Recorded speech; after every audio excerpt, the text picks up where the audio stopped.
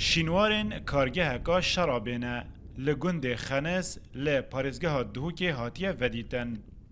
پشتی بوماوی هفتیه که تیمکا زانکویا اودنی یا ایتالی دیگل ریوبریا شینوارن پارزگاه دهوکی کار لسرگیری محسرین کارگه لبری هاتینا کولان بو پرچقاندنا تریو فیقیه دی دگل جه عنبار کرنا شرابه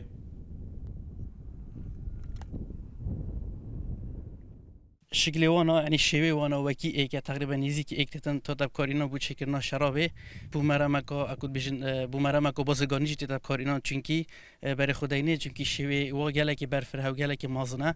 احتمال بو مرامت بازگانی تادب کارینان تیمکا زانکویا اودنی یا ایتالی دگل ریوبریا شینوارن پارزگاه دهوکی چند سالن پیگ و کار دکن هر ساله سه مهان و کلین لسر شینواران دکن اول سالن دهاتی گریبستا وان ده بردوان بید اف تیم ایتالی نزدیک 10 سالانه گل مشهور که سال 2012 حتی که افریقا کاری بردام ال سال به جیما گریبست گلوانی های و کار دی بردام بیتن گلوان دا و ماوی بوری دا بس تنظام که او دنیا نزدیک 1140 جهت شینواری سنور پارزگاه دو که ما تو مارکینه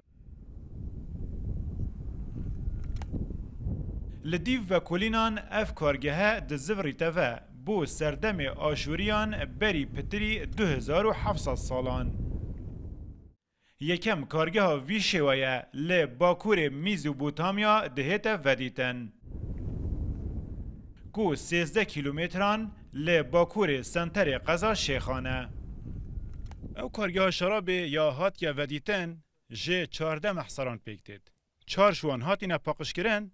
10 جی وکی وی هش داماینه کو آخت دامایه لبره تیما زانکو اودنی دگل ریبریا شینوارن پارزگاه دهوکه لسالا دهاتی دا وانجی پاقش بکن ایوب نصری روداو گنده خنس قزا شیخان